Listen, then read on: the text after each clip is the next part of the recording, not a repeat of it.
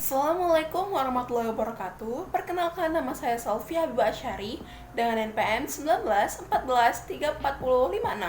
Saya dari kelas 5A Prodi PGSD Universitas Muslim Nusantara Al-Wasliyah, Medan.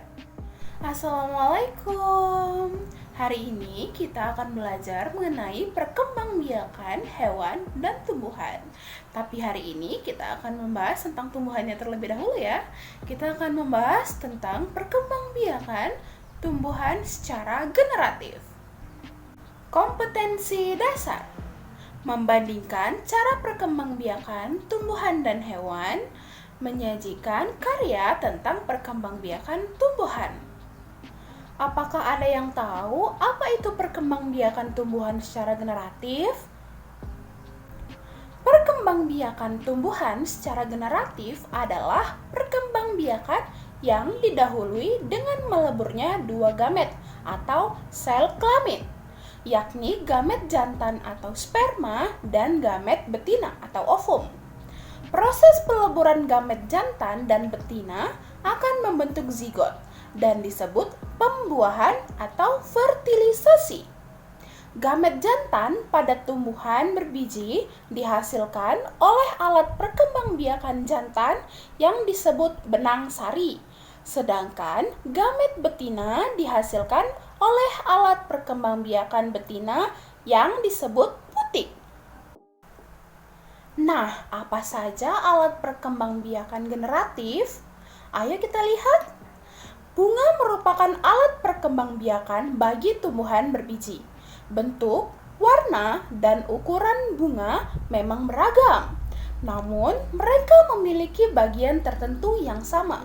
Bagian-bagian bunga tersebut adalah tangkai bunga, dasar bunga, kelopak bunga, mahkota bunga, putik, dan benang sari.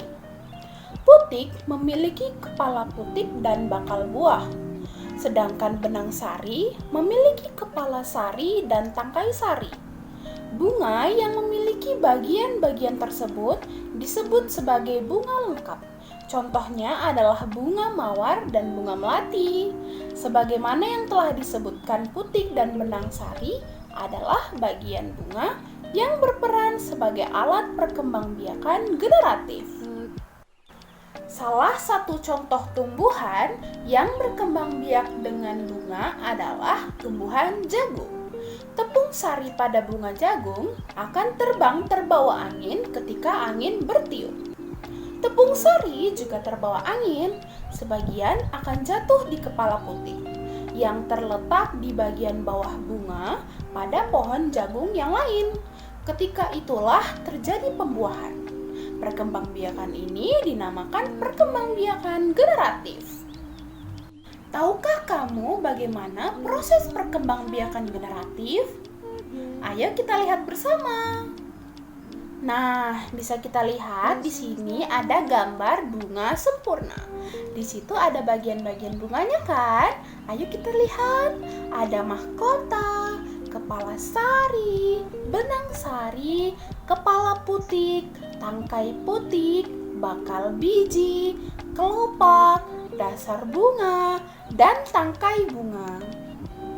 Nah, setelah kita tadi tahu bagian-bagian dari bunga sempurna, sekarang kita lanjut ke bagaimana proses perkembangbiakan generatif. Yang pertama, perkembangbiakan generatif atau secara kawin terjadi melalui proses penyerbukan dan pembuahan. Perkembangbiakan generatif pada tumbuhan diawali dengan penyerbukan, yaitu melekatnya atau jatuhnya serbuk sari ke kepala putik. Setelah terjadi penyerbukan pada serbuk sari, tumbuh bulu serbuk sari yang menuju ke ruang bakal biji. Kemudian serbuk sari akan masuk ke ruang bakal biji melalui buluh serbuk sari. Yang keempat, di dalam ruang bakal biji terjadi pembuahan, yaitu peleburan serbuk sari atau sel kelamin jantan atau spermatozoid dengan kepala putik atau sel kelamin betina atau sel telur. Yang kelima, hasil dari pembuahan adalah zigot. Yang keenam, zigot berkembang menjadi lembaga. lembaga berkembang menjadi bakal biji berkembang menjadi biji dan bakal buah. Kemudian bakal buah berkembang menjadi daging buah. Yang ketujuh, lembaga yang berada di dalam biji merupakan calon tumbuhan baru. Yang kedelapan, tumbuhan yang berkembang biak secara generatif antara lain padi, mangga, durian, dan jambu. Nah, kita ulangi bersama ya bahwa perkembangbiakan tumbuhan secara generatif dialami tumbuhan berbiji dan terjadi melalui penyerbukan.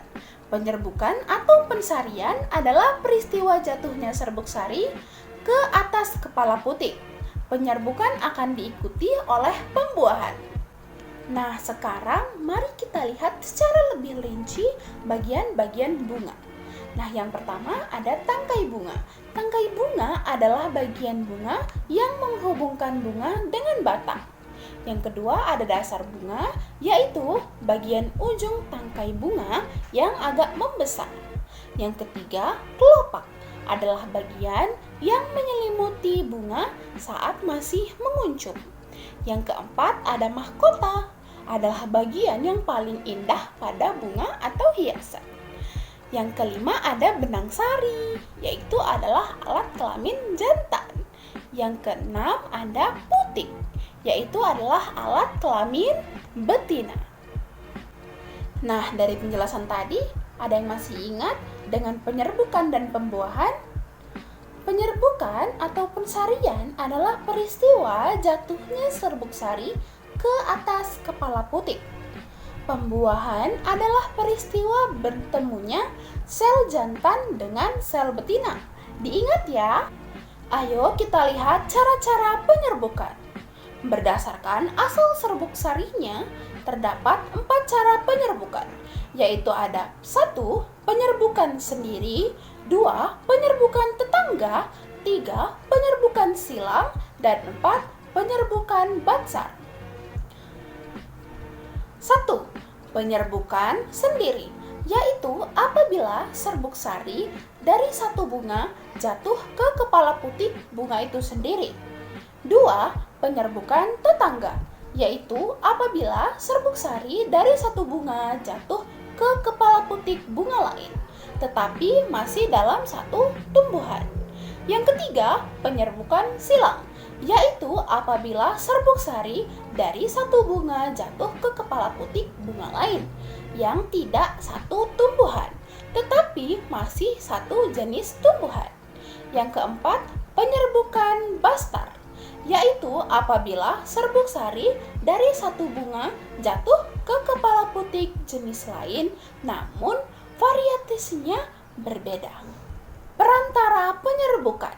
Beberapa perantara penyerbukan antara lain hewan, khususnya serangga, angin, air, dan manusia. Ciri-ciri bunga yang penyerbukannya melalui perantara angin, yaitu 1. Serbuk sarinya banyak, kecil, dan ringan. 2. Bentuk kepala sari besar. 3. Bentuk tangkai sari panjang. 4. Kepala putik berbulu dan terentang keluar dari bunga. 5. Bentuk mahkota kecil atau tidak mempunyai mahkota. Ciri-ciri bunga yang penyerbukannya melalui perantara serangga, yaitu 1. Mahkotanya besar, 2. Warnanya mencolok, 3. Mengeluarkan bau yang khas, 4. Menghasilkan nektar. Manfaat perkembangbiakan generatif. 1. Tanaman yang melakukan perkembangbiakan generatif menghasilkan bibit yang mempunyai akar dan batang yang kuat. 2. Tanaman yang melakukan perkembangbiakan generatif dapat menghasilkan varietas baru pada tanaman unggul. 3. Tanaman yang melakukan perkembangbiakan generatif dapat melestarikan keanekaragaman hayati. Yang keempat, tanaman yang melakukan perkembangbiakan generatif dapat menghasilkan tumbuhan yang lebih tahan terhadap hama. Yang kelima, tanaman yang melakukan perkembangbiakan generatif akan membuat tumbuhan memiliki sifat adaptasi yang tinggi terhadap lingkungan. Yang keenam, tanaman yang melakukan perkembangbiakan generatif pada tanaman akan memiliki umur yang lebih panjang. Yang ketujuh, tanaman yang melakukan perkembangbiakan generatif pada tanaman akan memiliki struktur batang yang kokoh. Kesimpulan, perkembangbiakan generatif adalah perkembangbiakan yang didahului dengan meleburnya dua gamet atau sel kelamin, yakni gamet jantan atau sperma dan gamet betina atau ovum.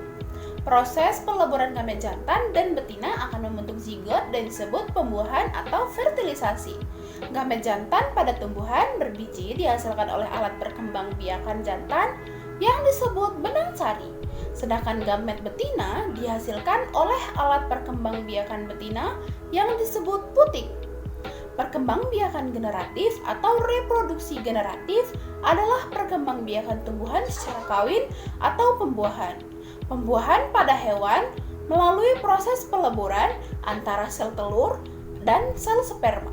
Sedangkan pembuahan pada tumbuhan adalah proses dari peleburan serbuk sari dan putik. Nah, sekian video pembelajaran kita hari ini. Lebih dan kurang saya mohon maaf. Wabillahi taufiq wal hidayah. Wassalamualaikum warahmatullahi wabarakatuh.